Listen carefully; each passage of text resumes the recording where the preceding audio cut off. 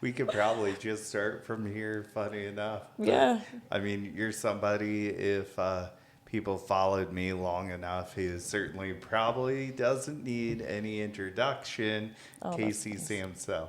Hi. Yeah. Thank you. So thanks for coming. Thanks for being here in Las Vegas, making the move to do what we do best. I think this is one of the reasons we're back together again. Just a great relationship. You've always poured into me as an athlete, and I've always been able to hopefully equally pour back. So I love our friendship. It's really wonderful and unique. me as well. So I think that's one of the best parts about being a coach and having athletes like you.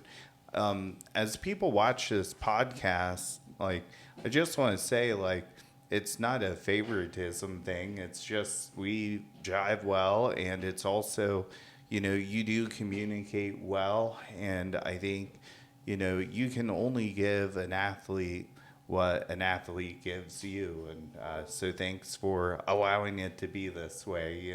Yeah, absolutely. Yeah, just being open-hearted and open-minded, I think connections are a really important part of the process, especially when you want to do well. Absolutely. So it's great that you're here in person. Um, this is podcast number 1. So I have to apologize to Alexa. So missing pieces on getting things here to actually make this happen. But this has been a process doing all of this. So just to sum this up, we lost 2 contractors in the process. Parts of it needed to be redone just because I had this crazy idea that I'm like, I want LED lights inside of my wall. Horrible idea, but I'm really happy with how it turned out. It looks And good. then I had to go through 2 different TVs to just get everything correct. One was broken, so that was kind of unfortunate. So we had to wait to even see if we could get a return. But most podcasts you see, they're not in person. So Right. it's Especially really, these days. yes, so it's really cool. You guys can see this on YouTube as well. But, it's so cool to reconnect with you because, we've had such a long friendship. When you were visiting Vegas, I was just really excited when you asked me to be your coach again, which of course I said yes. But, it's so cool because I feel like we're both seeing each other in completely different chapters Yeah. of our lives. And even though we've always stayed connected, we haven't had the working relationship like directly. We've kind of helped each other out along the years. But, Yeah. this was the official Casey and Adam are teaming back up together. Yeah, it felt so good. That's awesome. Yeah. So I'm really excited about, the journey, but let's talk about some of the changes with, like, we'll call it Casey, like it's got to be like version 7.0 right now. Oh, goodness. I'm glad you feel that way. Yeah, I would say, I mean, I'm only back because I just felt like this burning fire inside. I was like, I finally feel like I've gotten to a place where I can. And what I mean by that is, after the 2020 Bikini Olympia, which is when I decided to take my break, I arrived there and I like couldn't connect with being there. And I was just like, this is how lost you are right now. Like, you can't even, like, this is a big freaking deal, and you can't even get grounded here, no matter how hard you try. And I mean, we've even had we had conversations that weekend, you know what I mean? And I just didn't feel like I was in my body, and it didn't feel good. Yeah. It was a long haul, and that's when I decided, I was like, you need to just sit down and start taking care of whatever this is. So, thus began like a lot of different, methods of introspection and somatic practices, and some were just nice and gentle, and some were aggressive, and I still try to make sure that I'm staying, present in these moments when I'm still learning all these things. But I really wanted to start something that was really pivotal for my life at that moment, because it just felt like I needed to. And then it wasn't too long after I had blown out 2 discs in my back. So I was already like, well, geez, I'm already hacking away at one thing here and already really looking at it really hard. And then I have to physically sit down. So my lifestyle completely changed really rapidly. Yeah. From 9 years of, competing straight and feeling really good to hitting a brick wall and like 1,000 miles an hour. So then right after the bulging disc, I couldn't walk for a long time. I had to stop training for probably about anywhere between like 8 and 12 weeks. I just like couldn't train. I would just try to get at least 1,000 steps in a day. Mm-hmm. I still just watch my nutrition for the most part. But that was one thing I knew I needed. I was like, you need to just go back and dig up that tree and replant it and water it with different stuff. Yeah. A big light bulb's going off in my head where we've had some conversations in between of your preps and whenever you've, seeked a little bit of advice from me. Yeah. Remember me saying, like, you just seem to be the exception to the rule on not needing a break or not being able to, not really having to take a break, still improving every year. And then, I'm not going to say, it's the greatest thing that ever happened to you. You went through a lot of hard stuff. Yeah. And, however, from a coaching perspective, that taught me a major lesson just from watching your journey. I tell my clients to this day, it's not if it will happen, it's when it happens. Yeah. If you do keep pushing, harder and harder. And, there are some amazing athletes that keep going, but, even though you physically maybe don't see it, it can't be the best, I think. Yeah. Right. To a certain point, Yeah. Also, we have to keep in mind, you've been a natural athlete all your life. So I think without the enhancements, it's hard to, really run like a long run like that, Precisely.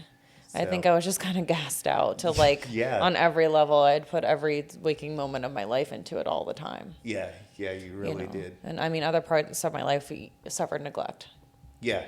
Like that's how much. So that's the hardest part, I think, for that first 9 years I was using, competing as like an outlet, for healthy health reasons and like getting in shape and things like that and just challenging myself. And, but then I was good at it. And, you get attached to that feeling and you keep chasing it. And then you wonder why it matters so much. And then like you're doing, you're going through all these things and really, really testing yourself and asking yourself questions. Like, what do you actually believe in?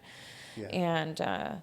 And then I realized like at this point where I was doing all this stuff, I was like on autopilot, just going through these questions all the time, every time I was competing. And I realized that I was just like distracting myself.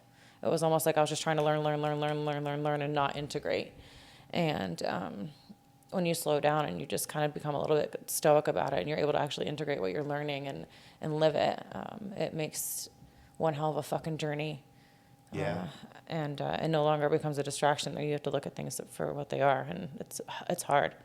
But yeah, I think being able to take that break and really like feel it in my soul, like I was gonna be fine, like not, like you're safe with you. That's how it is. But you have to go through a couple things in life to understand that and really believe it. Mm-hmm.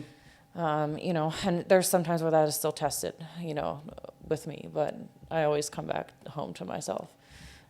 That's like a perfect way of saying it, because sometimes people go through change and like you don't like who they are afterwards.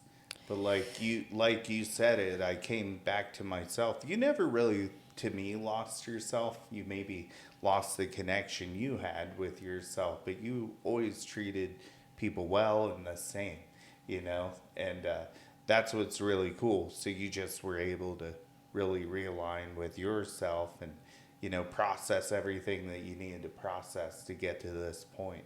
Yeah, I know. I mean, I think when you also go through those types of things, you develop like a certain type and thickness and durability of empathy and compassion that is just like you don't get with a lot of other stuff. So you learn to just understand people, and while you're going through the healing process, it doesn't mean that you have to make somebody else a victim of your own traumas, Right. you know? Yeah. And I don't think you ever do that. So that's what's great, you know? Yeah, I mean, I think, everything's always interchangeable and energy is always going to be, it can easily be manipulated. So it's just, I think it's until, that's a whole nother freaking podcast. Yeah. I know it is. It is. We'll But we never get just, anything covered that we want to get covered. yeah, we just kind of rolled into here, which I think was perfect, though, And Yeah. you're But doing a lot of things differently, than you used to. I know your coaching business is doing amazing as always, and I can just tell you're giving more, and I think we've always been very giving, but I know me and you have both changed our business structures quite a bit and evolved them. One thing that we went through together, and I think all of us watching this podcast, was COVID. Yeah. And it all affected us in some sort of way. And as much as I hated it, definitely a lot of lives lost. But I definitely feel like I came out a better person and, still offering a great product, an even better product. I had to really find how to reach my people even more from a more pressure perspective through COVID. So I started doing daily Zoom calls with my athletes and just letting them, talk. And then eventually that evolved now into people doing check-ins through those phone calls and getting their feedback verbally. It's been really cool. I've seen you take a lot of retreats with your athletes and your coaches and team, which is amazing. So even though that time period, I think, seemed to divide people, I really think that we all rely on connection and value connection so much more than we did, even though I was someone who always liked that, I think that's valuable, Yeah. Yeah.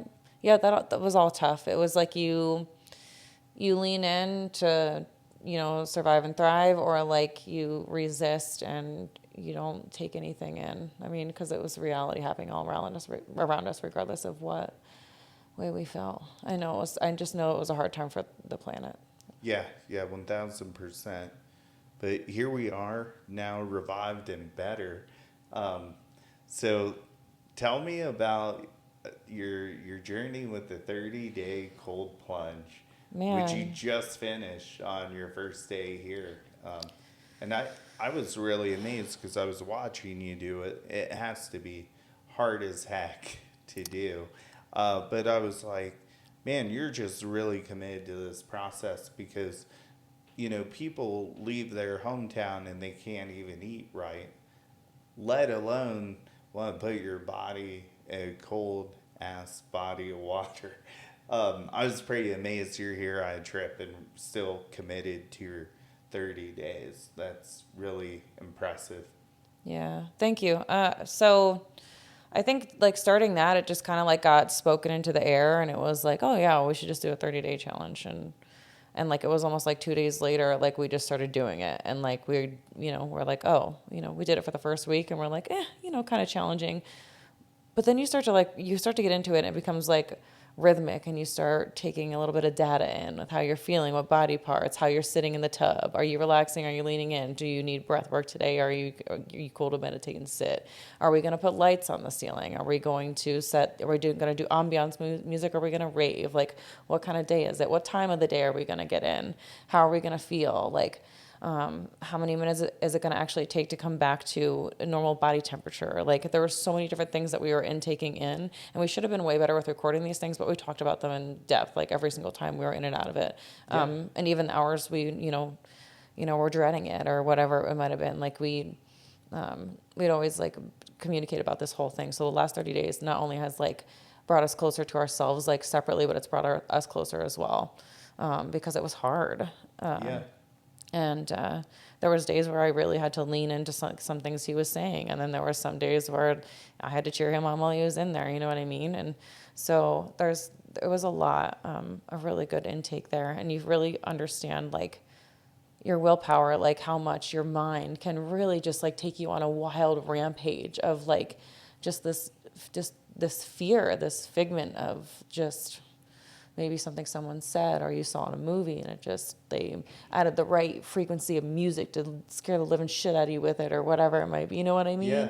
So like you have like this, I had this just terrible fear of like water and cold water and being cold, all of those things, and my first ice bath, I sat above it for 45 minutes, whimpering. Oh, wow. Like I had a real fucking fear of it. And and then the second, third time and all that, before we actually started the 30-day challenge, I was able to get in there within like a minute or 14 seconds, something like that, without being phased. But doing this 30-day challenge was kind of hard because it was right out my back door. I had to walk outside. We did it during, it was called the Snowpocalypse in Nashville. It was like 4 degrees one night, and we didn't do it all day. We wanted to wait until he was done with work and to do it together because we had just started it, it was like our second week. And yeah, we ended up doing it late at night. It was like 12 degrees and 11:30 or something like that. It was hard. There was a lot of really hard parts, but you realize like all of these little different data pieces you gather about yourself, and you learn a lot. I want to say you've been doing this more than 30 days, because the last time you came here, you were like, how cold's your water? And Oh, you were, yeah. like, dying to get in it. Yeah, that's so funny. Y'all are a different breed. I've only had 2 of you with all the people we've had come through here, and no one wants to get in that water when it's cold. Not even you. No. Yeah, I will say like I lost 3 pounds in the first 10 days because of how much inflammation came off of me, mostly in my legs. I could visually see it and feel it. Okay. Mm-hmm. Wow. Yeah, and my cold tolerance is way better. So you might need another cold plunge post newbie session, probably. Oh my gosh, yeah, sure. Yeah, run it back. Yeah, but I definitely need to do one tomorrow, that's for sure. Yeah. Since the glute newbie day. But I think the cold plunge challenge, it taught me a lot about myself, and it taught me a lot about how I can let my mind just run. I don't know why I can just let it run. And whenever I just said, stop thinking and do, I was in the tub already. Yeah. Don't think about it, just do it. Don't think about it, just do it. And you take your foot, you just start, and then you're still thinking, but you're thinking about it when you're in there, and you're like, but once you're in there, you're like, okay, you have this like peace about it, and you're like, I did it again. I'm interested to hear like maybe your top 5 favorite ones, and you're so detailed about like your process, and specifically in my house you went from hot tub to pool, and that had to be different than maybe most of the ones you experienced, but it sounds like you experimented with different lighting, maybe saunas and stuff like that. So Yeah. what were your top 5? Or maybe 3, if you can think of. Yeah, the experiences. Yeah. I would have to definitely say finishing here in Vegas was probably the number one experience because we just started it at an awkward time and we didn't realize that it was going to run into here. And then we were like, what do we do? Did we go find a cold plunge place? And then we were like, I wonder if Adam's pool is cold enough. And then being able to get into the hot tub and, really, really get nice and warm, get that opposite, that core temperature and everything just way up, and the whole body temperature way up. Then dropping into the ice bath and having more of a range to drop. And just feeling the body literally do its thing, like that whole process, making it longer. Cause I feel like when we were getting in at like 12 degrees or 30 degrees or something like that, there really wasn't that much more of a range. You know what I mean? Because we'd be outside for a couple minutes beforehand, so our body temperatures would drop a little bit. Right. Instead of going up. So it was a little bit more of a range, so you kind of felt it, and then the warm-up was a little bit different. But doing it here, seeing him do a backflip for the first time, like just little things like that, makes it memorable. That's really cool. Yeah.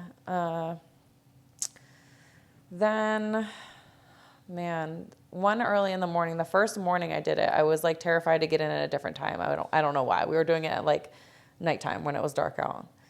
And I was like, I'm going to do it at the beginning of the day because I like how I feel after I do it at night. I was like, I want to feel like that way more for more hours, or if it's an all day thing, whatever it might be. So I did it around like 10:30 in the morning, and I did. I had that nice, like, just clarity feeling, like all, you know, the whole day, just feeling really good, really energized in a really clean way. And I think that's what it brought me because, like I said, my mind can just like kind of wander and go crazy and rampant. I mean, we all do it. Um, Plunging like that has brought me a lot of clarity and has brought my anxiety just back down to like a nice little like pulse. Mm-hmm. It's really nice. That's cool. I feel like I'm just so much less mentally exhausted. So Yeah. that's wonderful. You get a little bit of your power back. And then I would say,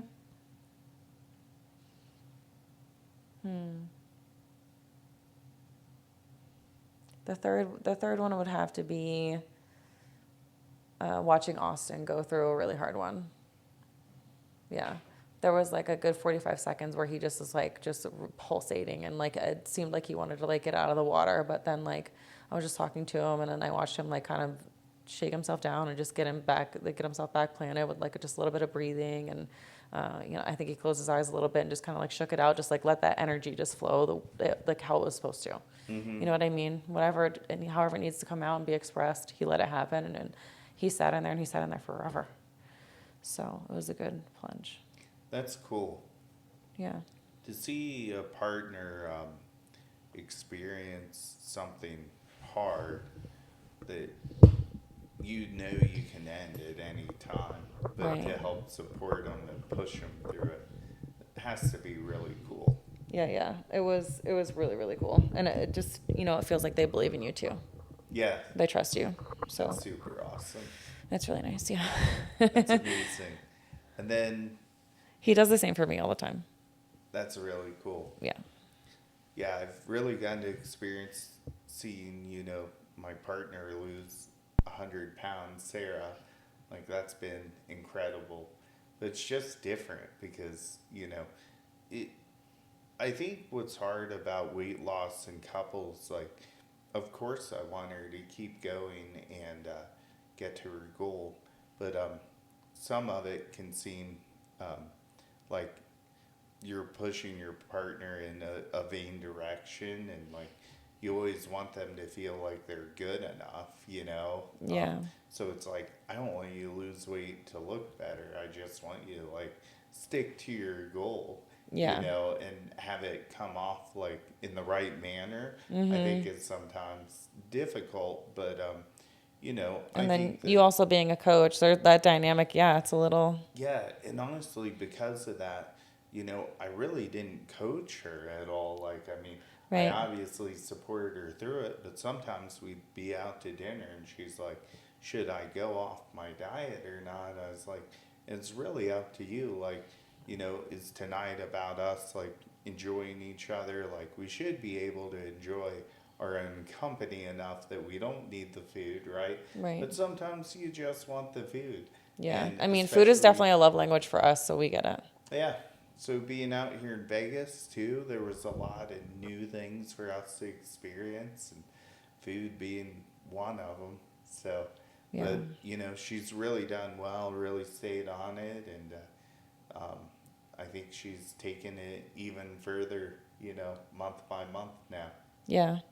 She's doing something really sustainable from what I've noticed, even since the last time I was out here. So Yeah. and she looks great. Yeah, and I've lost some weight too. I think the way we're doing it is, you know, pretty sustainable. And, Yeah. you know, we kind of, I think it's really comes down to planning, like what event's going to be you know, us maybe go off our diet a little bit or maybe not be as strict. And what nights are we going to plan specifically to, when we go out to eat healthier. Right. Yeah. So I think she told me in the kitchen earlier that this is y'all's first time dieting together at the same time. Yeah, it's How's been it- a bit. How's it different? Like, is there, you know, what's the pros and cons? I think the planning piece. That's you the know, big thing. We just for sure. knew to expect it if one of us was dieting and not the other. Like, hey, they're going to eat and I'm going to make it work. You know, regardless. Mm-hmm. But it's funny because she'll feel guilty because she wants to support me. Yeah. Am I making you feel bad by eating this? And it's not that way, you know. Yeah. Yeah. I mean, it's always going to be the person who's choosing their goals. They have complete control over what they do and what they don't do. Yeah, 1000%. Just comes down to discipline. Sorry. Yep. Yeah. But yeah, I think if I can express how cool it is to possibly qualify for the, if I could do a backflip, I would. To be able to go out and fight for a place at the Olympia again, joining forces with you is really special to me. Yeah. Yeah. Absolutely. Because when I first got into the IF, I got my pro card myself, and that was crazy wild. I couldn't believe it. And then you were the first person I contacted. And I was just sure. I was like, this is the guy. I was like, he's the flexible dieting guy. Let's rip and tear. Let's get it. And I think I was one of the very first bikini pros to do flexible dieting. Like, people were literally messaging me and being like, why are you lying and eating those pancakes? Like, you don't do that. And I was like, I can make a video right now for you if you want one. I don't know why this is such a miraculous thing. And then, you go through the phases of flexible dieting where you're like, I'll make anything fit. And you're just eating candy and shit all day, and you realize you feel like shit. And then you start to learn, you start to, go through the motions of starting to incorporate things that have a lot more nutritional value. And then you eventually learn the 80-20 rule, which is yeah, perfect. But anyway, flexible dieting. And then I feel like you and I just we just clicked. Everything I said, you always heard.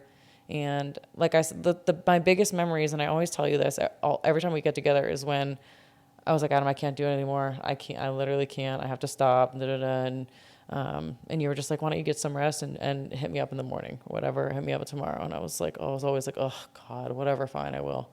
And I would, maybe an hour after I texted you saying I'm done, I'd be at the bleachers.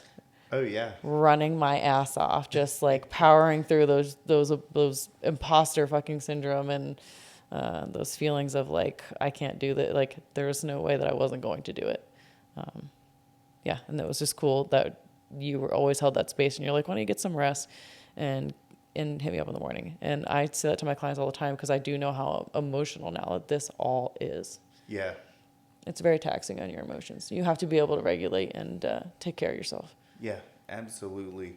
I think, what's tough about this sport is, there's so many uncontrollables, and that, molds you as an athlete. And, man, I think any pro you meet, they've had a hard placement or, something, a show that didn't go right.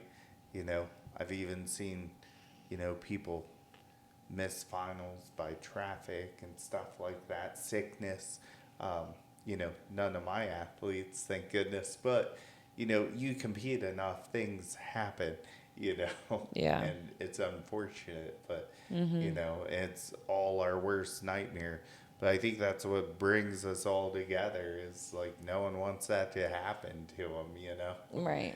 So yeah, I think your mind is your strongest thing on show day. It's how many reactions you have and how often on show day and stuff like that are going to dictate how well you do. Yeah. Because stressing yourself out because a 10-minute difference in the makeup appointments and throwing a fit, your cortisol is going to spike through the roof.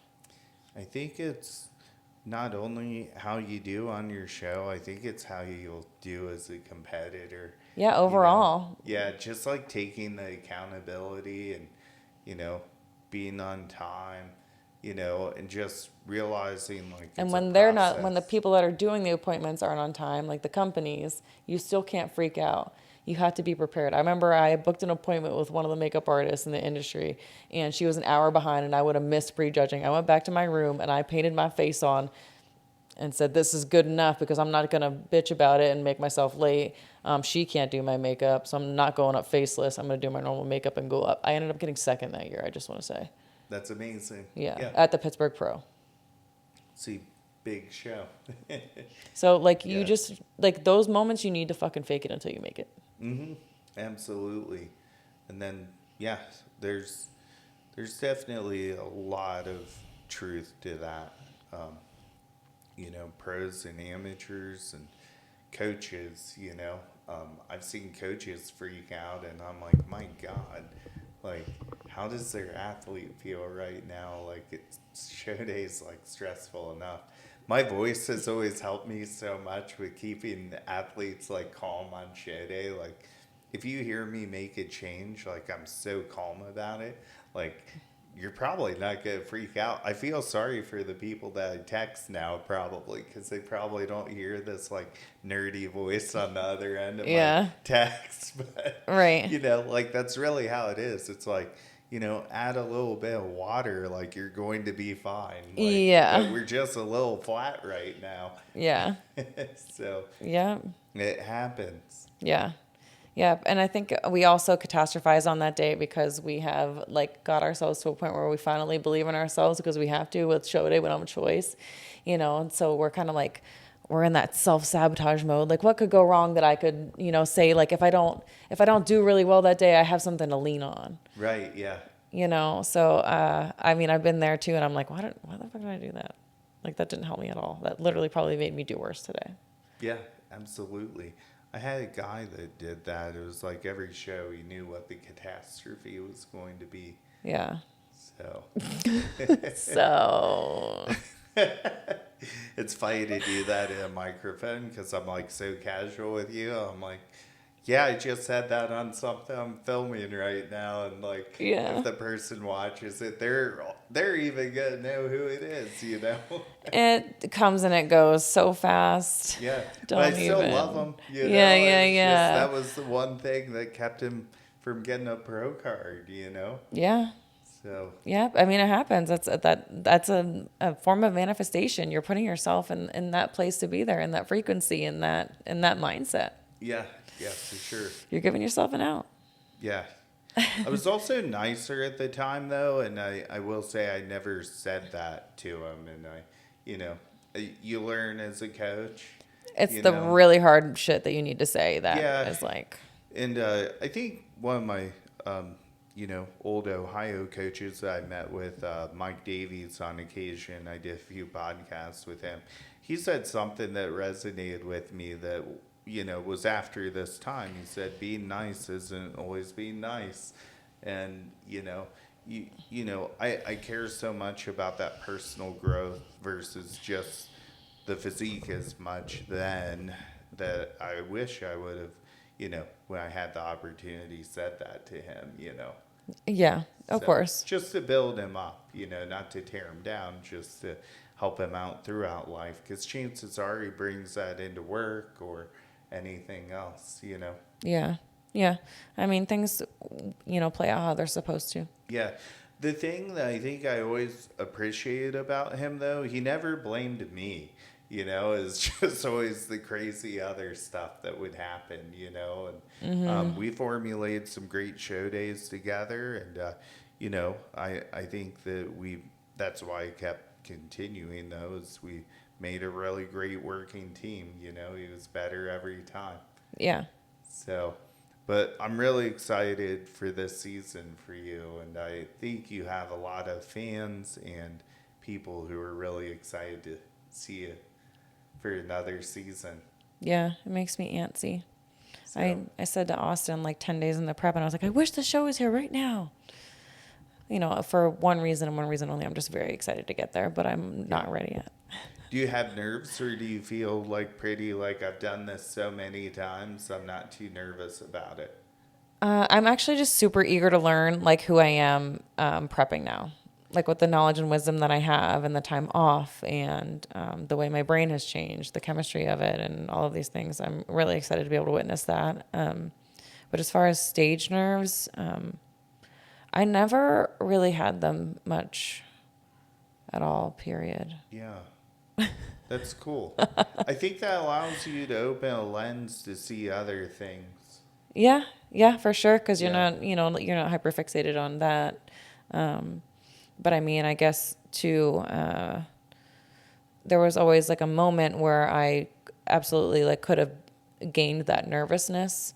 But I always met myself right there when I kind of needed it. And I kind of talked like, I would close my eyes and I would take a couple deep breaths and just allow my heart rate to, kind of be felt and slow down and I would open my eyes the moment that I would pick my foot up to go out from behind the curtain. So they'd say my name, and then I would step out.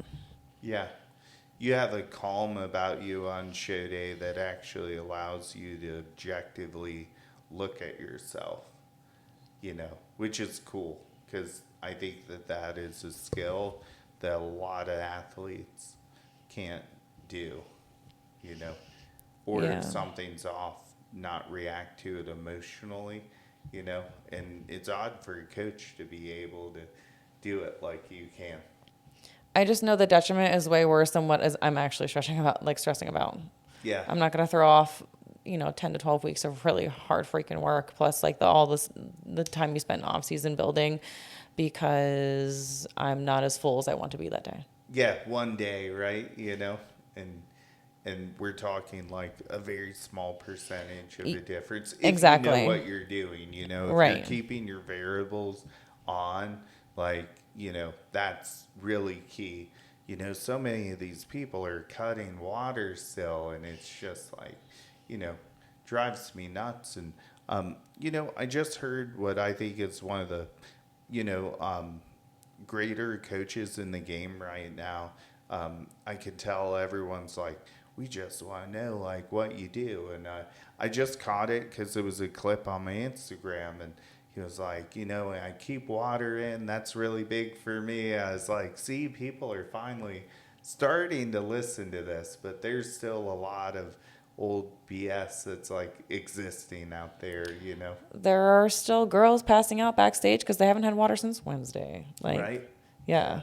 And your And muscles are going to be so much fuller with it. Like, unless you're Right. too big, me and Brittany Hamilton always tapered her water a little bit because she was so jacked up top. But right, to you keep know, her a little bit keep less her a little full. bit less full. But every time we did that, her glutes always didn't look as great too. Right. But we kind of had to from the front, I felt like. Yeah. Yeah. She had a really, really great physique. It just was, just a little top heavy Yep. Yeah. for sure. But yeah, there's definitely a lot of crazy stuff that goes down on show day that you just shouldn't let affect you, because I mean, it's going to be over in just a couple hours, and then you have to get back to work anyway. Like, if you really love this, so Right. either way, you're getting back to work. So Absolutely. just enjoy the day. You've already done the hard work. Yeah, definitely. Chill. Yeah, I could preach that stuff all day. And I try to like this kind of what we were talking about over dinner. Like, there's some clients that like on show day you can say, yeah, change this pose up. I don't like this one anymore. We'll do this one, and they'd be like, oh, okay, yeah, sure. Just tell me how to do it, and they would do it, and they'd execute, and they'd be fine. But there's some clients, if you told them to do that, no way. There's absolutely no way they would melt. They practiced it for so long, and then but you also have to think about it. What's the risk? Like, all right, so we're switching this pose. It's going to be 10% better. Is that worth? No, probably Right. not. Not now at this point, because she's going to stress out about it. So let it sit. Let it be. And she's probably not going to nail that one. Right. But I like that you never speak in absolutes. Like, it just depends on the client and, what they're capable of, Yeah. in terms of You have to actually know them. mentality. Yeah. How they respond to stuff. Yep, absolutely. So it's funny. I feel like I have like a like third eye with clients, or just a spiritual eye on like when things are wrong that they're not telling me, or like You do. just if they're going through personal or emotional stress. Feel like you can just tell some of those things now. Yeah. You definitely have the DAR for sure.